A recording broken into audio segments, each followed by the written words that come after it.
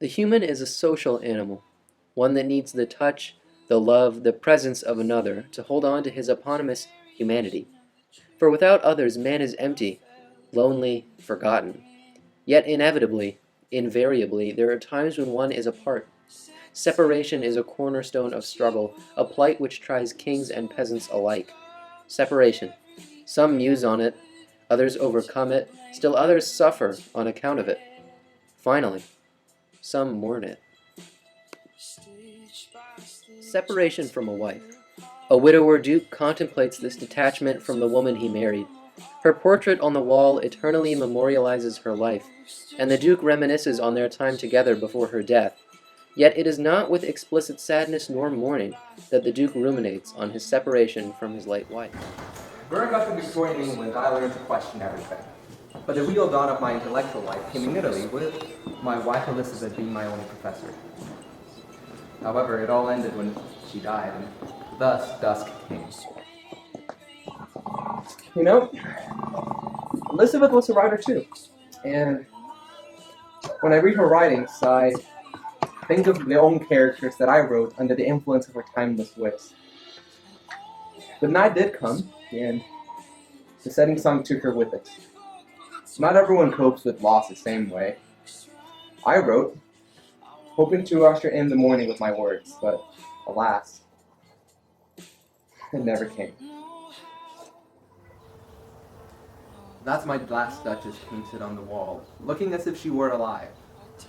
I call that piece a wonder now, for at Pandulph's hands work busily a day, and there she stands. Will please you sit and look at her? I said, Frap Pandulph by design, for never read strangers like you that picture countenance, the depth and passion of its earnest glance. But to myself there turned, since none puts by the curtain I have drawn for you, but I. It seemed as they would ask me, if they durst, how such a glance came there. So, not the first are you to turn and ask thus. Sir, 'twas not her husband's presence only called that spot of joy into the Duchess' cheek. Perhaps Rapandulph chanced to say, her mantle lapsed over my latest wrist too much, or pain must never hope to reproduce the faint half-flush that dies along her throat. Such stuff was courtesy, she thought, and cause enough for calling up that spot of joy. She had a heart, how shall I say, too easily made glad, too easily impressed. She liked whatever she looked on, and her looks went everywhere. So 'twas all one. My favor at her breast, the dropping of the daylight in the west, the bow of cherry some officious fool broke in her orchard for her, the white mule she rode with round the terrace, all in each would draw from her alike the approaching speech, or blush at least. She thanked men, good, but thanked somehow, I not know how, as if she ranked my gift of 900 years old name with anybody's gift. Who'd stoop to blame this sort of trifling? Even had you skill in speech, which I have not, to make your will quite clear to such an one and say, just this or that in you disgusts me, here you miss, or there exceed the mark.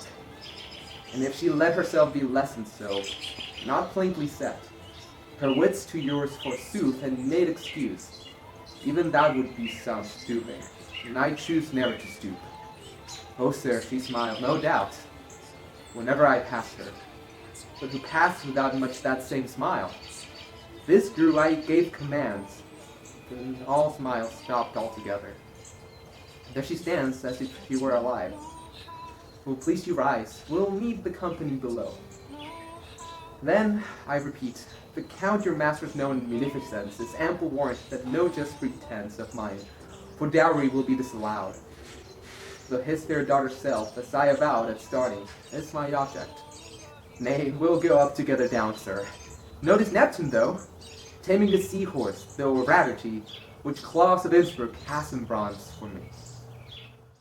A fateful memory treated as a passing thought. The Duke has suffered separation by his own hand. Despair does not accompany this separation. For the Duke, it is a different emotional experience entirely. Recently deceased, the last Duchess of Ferrara was not gone long before her Duke began plans to find another wife. While taking an emissary throughout his home, he comes by a painting of his late Duchess. As the Duke describes the Duchess as happy, he shows his displeasure with her flirtatious nature. The Duke said, "I gave command," then all smiles stopped together, as a sign he played a crucial role in her demise. He now keeps her portrait behind a curtain, so that she only smiles for him. Just as he walked up to it, he walks away, moving on in his conversations. Through My Last Duchess, Robert Browning comments on the materialistic culture of society. Browning employs themes such as jealousy and manipulation.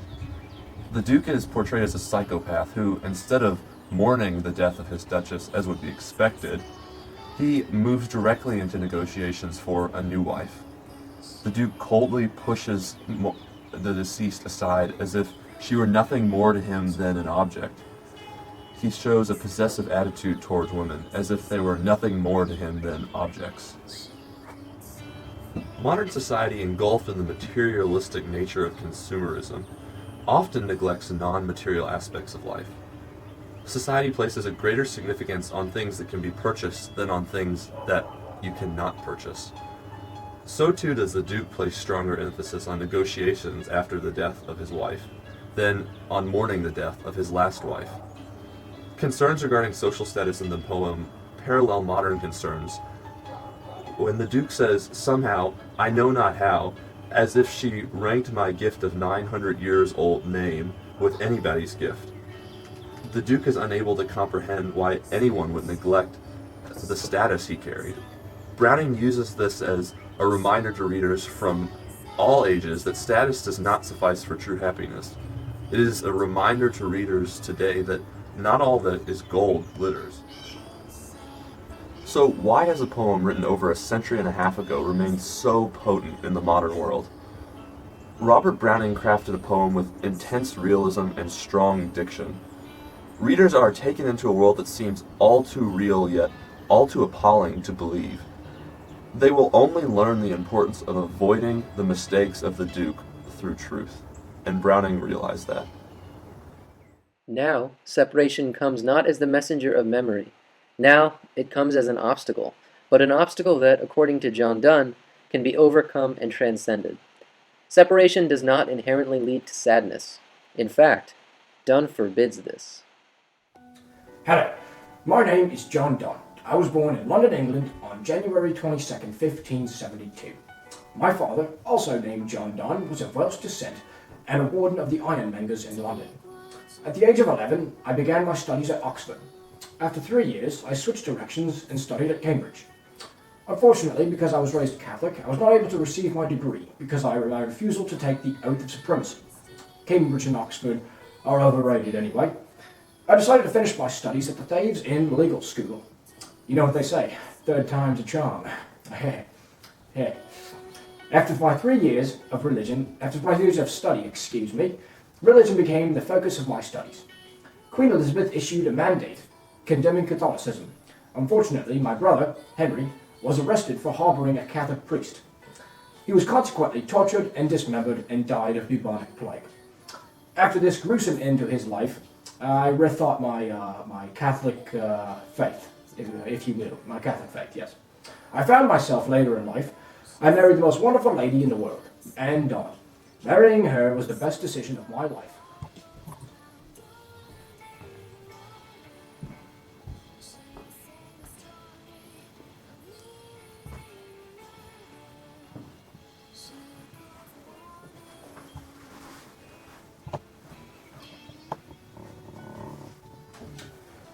As virtuous men pass mildly away and whisper to their souls to go, while some of their sad friends do say, the breath goes now, and some say, no. So let us melt and make no noise, no tear floods, no sigh tempests move, to our profanation of our joys to tell the lady our love. Moving of the earth brings harms and fears, men reckon what it did and meant, but trepidation of the spheres, though greater far, is innocent. Doles of preliminary lovers love, and cannot admit absence, because it doth remove the things which elemented it. But we buy a love so much refined, that ourselves know not what it is, into a shirt of the mind, careless, eyes, lips, and hands to miss.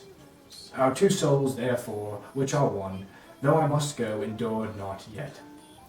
A breach, but an explanation, like gold to every thinness test. If they be two, they are two so, as stiff twin compasses are two. Thy soul, the fixed root, makes no show to move, but doth if the other do. And though in the centre sit, yet when the other far doth roam, it lends and hearkens after it, and grows erect as that comes home. Such wit thou be to do, who must, like other foot, obliquely run. Thy firmness makes my circle just, and makes me where I begun. Travel, distance, separation. All things Donne addresses in his poem, yet also, he argues, things that are trifling in comparison to true connection. Separation is not a death sentence, even if it acts over thousands of miles. In valediction, an action meant as a farewell, a goodbye. Nobody likes doing these. They're sad for obvious reasons. And just because someone tells you not to mourn at their departure doesn't mean it's not going to happen. Yet this is exactly what John Donne tells his wife in this poem, a valediction forbidding mourning. And he doesn't just discourage mourning, as the title suggests, he forbids it. Now, in case you're confused, the type of mourning I'm talking about isn't the, oh, hello, good morning, it's a lovely day outside, isn't it? It's the mourning that accompanies funerals and other sad events. John Donne, basically, in one sentence, this poem is a love poem to his wife Anne. He's leaving her, and he wants her not to cry to support him. Okay, so he starts off the poem with a scene of an old man dying. And I know nothing always says, I love you, don't cry, like death does. But as the stanza develops, the metaphor begins to make sense. So Donne basically says that old men die so peacefully, it's hard to tell when they're really dead. It's the 17th century, we can cut it from slack. I guess it would be hard to tell if people have died or not died. But that's what he wants their love to be like. He wants it to be so peaceful that it doesn't look like anything has changed at all. As the poem progresses, Donne compares his love to the celestial bodies, the spheres as he calls it in the poem. He states that the movements of the celestial bodies are visible, yet largely unknown. And he compares this to his love. It's visible, it's obviously there, but it's so powerful that it's unknown to most people. The last metaphor Donne uses, and if you didn't notice, he likes using metaphors a lot in his writing, compares he and his wife to a compass. Again, for clarity, it's not the compass you'd use out in the woods if you're trying to find your way home. It's the compass used for drawing circles. And he says that they're connected, and without each other they're useful, or useless. He states that his wife is the fixed foot, since she'll be at home while he's away. And without her faithfulness, that his circle will not be complete. He will deviate. Lastly, Donne concludes his poem by saying he will end where he began. And this really is the best argument for why his wife should not mourn. And that's, after all, what the poem is, an argument against mourning. He states that while it does suck that he's leaving, it's not going to be forever. He'll be back home soon enough where he began. So this poem basically is a love poem to Anne. Their love can overcome any distance, is what he's saying. Yet he also tells her to remain faithful while he's gone. While this poem was written in 1611, many things have been taken from it today. Our society really doesn't place much emphasis on lasting and faithful relationships, or at least as much as in the past. And I think Donne would like us to go back to that. We should have lasting, faithful relationships, because that's how you're truly able to experience love. Goodbyes are always tough, and still exist in our world, obviously. I mean, that's why I'm here. My friend's going off to college, his new home away from home, and I'm here to help send him off. And yeah, it's tough. I don't want to see him go, but I mean, he has to. And why be sad when you can think of all the good memories you share with that person? And as Donne said, it's not like they're going to be gone forever. They'll come back. Though Donne would have us believe separation can be overcome, Shakespeare seems to imply that things are not quite that simple. Separation from the comfort of a friend can dredge up sadness, despair, and regret. Though, when that separation ends, driven back by the thought of one held dear, the world may brighten. Hello, my name is William Shakespeare. Perhaps you've heard of 38 plays and so many tragedies like Hamlet and Macbeth. Comedies like A Midsummer Night's Dream and Tales, even history like Richard III, Julius Caesar, or perhaps you've heard me by 154 sonnets written in the style that I invented, or maybe you've heard me through the over 1,700 words and phrases I gave to the English language. Anyway, please allow me to give one of my famous soliloquies, about myself this time. I was born in the year of our Lord, 2 of the judgment upon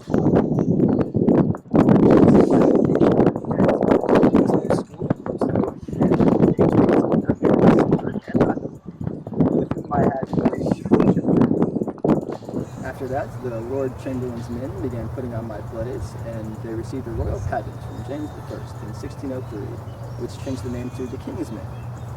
The group then bought their own theater named the Globe and put my plays on there, which, dare I say, made me quite a wealthy man. And that theater may have burned down, but we rebuilt it and kept putting on my plays. And while I'm very proud of my famous plays, I'm also quite proud of my poetry. My 154 sonnets, written in the English style that I created, were published all at once in 1609, but I wrote them all throughout my life. I just didn't publish them. In these pieces, I tried to encapsulate major themes of life, like love, sex, passion, death, and the passing of time. I'd like to share one with you now. Into the sessions of sweet silent thought, I sum up remembrance of things past. I sigh the lack of many a thing that sought, and with old rose, new wail, my dear time waste. Then can I drown an eye, unused to flow, the precious friends, if that state was nice. And weep afresh, love's long since cancelled woe, and moan the expense of many a vanished sight. Then can I grieve the grievances forgone, and heavily from low to low, tell over. The sad account of poor Ramon's moan, which I knew pay, if not paid before. But if the while I think of thee, dear friend, all losses are restored, and sorrow again. The quiet of a graveyard fosters profound thoughts. So too does a quiet bar scene of today, where patrons, as Billy Joel once told us, share a drink they call loneliness. Sonnet 30 shows how today is not what it used to be. Society changes and people come and go. This provokes an emotion in all of us, a feeling of longing. We wanting back what we once had, remembering the dreams that were never fulfilled, all the time we wasted, the people that have come and gone. All these are stuck in our memories, and they always will be. People today reminisce about the good old days, when society was less worrisome, and there were less distractions. There was no fear of how much pollution there is, or how we need to minimize it. No concern about the resources running out and overpopulation. Powerful, hateful governments threatening nuclear warfare were never part of the nightly news. Terrorist attacks were never heard of, but today they're in the minds of all people. Perhaps what they want is actually something less distractions. This device is one of the biggest today. We literally carry it around with us all the time. People walk into polls by texting, and it is a weapon of death, causing fatal car accidents. We sigh the lack of many of the things sought. We are filled with regret for the dreams and passions that we once had but never fulfilled. Going to your dream school, getting your dream car, getting your dream job, this never happened. We reminisce about these. They bring us enjoyment, but yet they bring us sadness. We wish we could go back. We wish we could put in the time and effort and really strive to achieve these. This causes us to think about all the time we wasted. Was going to that party worth failing the test? Maybe you shouldn't have been chasing that girl that you knew nothing was going to happen with. Perhaps the most obvious, though, are the people that have come and gone. People's high school gang or the college roommate used to be a huge factor in their life, but now, no. Of course, there's also the inevitable part of life, death. For precious friends hide in death's stateless night. We want nothing more than just to speak or see them one last time. We know this is part of life, but it still scares and saddens people, knowing that one day, death will come and strike them too. We never forget these things, no matter what happens in life, whether we are the happiest or the lowliest. These memories remain with us. We will always summon up remembrance of things past. What used to once be a dream will always sneak back into our minds. We will always notice the time we have wasted on meaningless activities or thoughts. Those people who were once major parts of our life now are nothing now but distant memories. There is a way to get past this, though. We can be thankful. Thankful for the life we do have now, not the one we had in mind years ago. We can be thankful for the people we see every day, and be hopeful for the ones we meet in the future. Here, we return to the ultimate separation, death. The separation between the living and the dead is irreconcilable, as Whitman exemplifies, speaking to a figure that will never hear him. But unlike the death in My Last Duchess, Whitman chronicles a grief-stricken experience, And although John Donne has forbidden it, here we see Whitman mourning. Would you like to hear the complex story of a great American poet? Hello there, I'm Walt Whitman. I was born in 1819 in Long Island, New York. When I was 4, my parents, 8 siblings, and I moved to Brooklyn. My childhood was rough. I left school when I was 11 to find a job and make some money. I ended up working in the printing business and later became a teacher. During this time, I founded my own newspaper, The Long Islander. Sadly, it failed, so I sold it to someone else. In 1846, I started a job as an editor of the Brooklyn Daily, Eagle. Just 2 years later, I created another newspaper, the Brooklyn Freeman, which was a publication in support of the Free Soil Party. In 1855, when I was 36, I decided to do something a little out of the ordinary. I published 12 of my poems in a volume called Leaves of Grass. Before this, I wrote poems but did not publish them. In this book, I did not have a structure for my poems. I used free verse. Some people liked my poems, like Ralph Waldo Emerson, but others, including John Peter Leslie, were not fans of my writing. I think it is good that my work was polarizing because it gained the attention of many people. Over the rest of my life, I republished this book, adding poems each time to it. When the Civil War began, my life went down a different path. After my brother was injured during the war, I became a part-time nurse for all the wounded soldiers of the Union in Washington, D.C. After the war, I worked as the clerk for the Department of the Interior's Indian Bureau. Currently, my health is declining, but I am still motivated to write more great poems. Oh, Captain, my Captain, our fearful trip is done. The ship has weathered every wreck. The prize we sought is won. The port is near, the bells I hear, the people all exulting. While follow eyes the steady keel, the vessel grim daring. But oh heart, heart, heart, oh the bleeding drops of red, where on the deck my captain lies, fallen, cold and dead. Oh Captain, my Captain, rise up and hear the bells. Rise up, for you the flag is flung, for you the bugle trills, for you bouquets and ribboned wreaths, for you the shores are crowding. For you they call, the swaying mass, their eager faces turning. Dear Captain, dear Father, this arm beneath your head, it is some dream that on the deck you've fallen, cold, dead. My Captain does not answer. His lips are pale and still. My father does not feel my arm. He has no pulse nor will. The ship is anchored, safe and sound, its voyage closed and done. From fearful trip to victor ship comes in object one. Exult, O shores, and ring, O bells, but I, with mournful tread, walk the deck, my captain lies, fallen, cold, and dead. The loss of a hero, a leader, a father figure. The battle is won, the struggle overcome, but not without sacrifice, not without separation from those held dear. The story is about a ship and its crew pulling into bay. The ship had weathered fierce storms on its way back, and with a line like, "The prize we sought is won," it tells that the goal has been accomplished for the journey that they made. The ship was pulling closer to the bay. All the townspeople were cheering for them, while the crew remained quite grim. This signifies a shift in the tone of the passage. And after this she says, "But oh heart, heart, heart."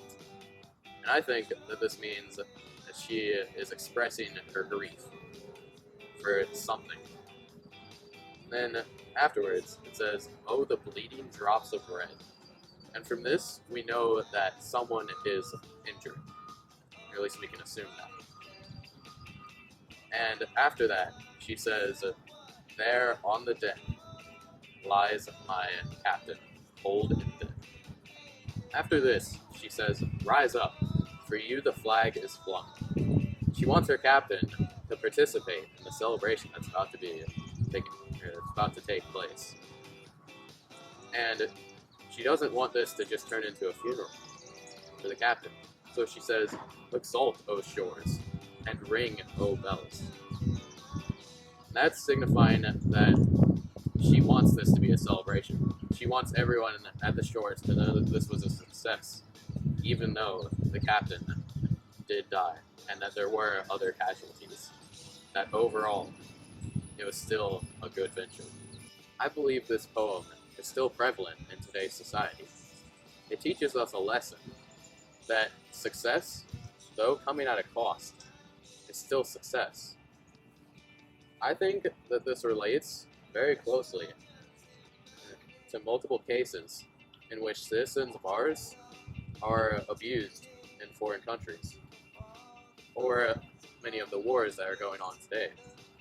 That we don't want to tell all of our citizens that we've had nothing but failure. We want to show off our successes. And even though there have been casualties on the way, it was still a success.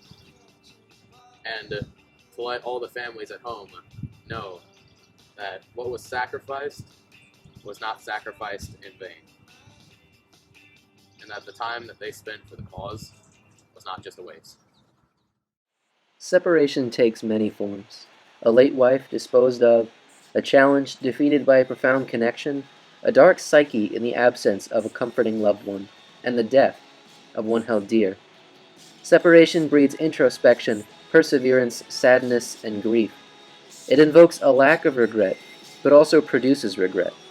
It invokes a forbidding of mourning, but also gives cause for mourning. Ultimately, separation divides, like the day from the night, just as these poets are divided in the ways they depicted.